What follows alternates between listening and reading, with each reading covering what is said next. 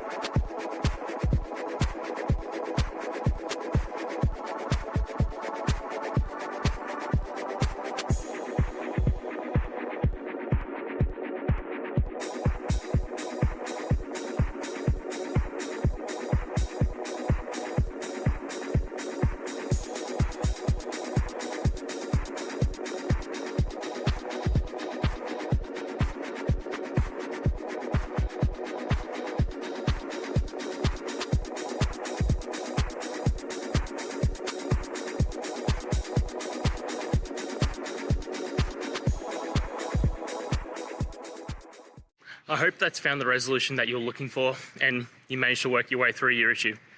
Please, if it did help, hit subscribe. I'd really appreciate it.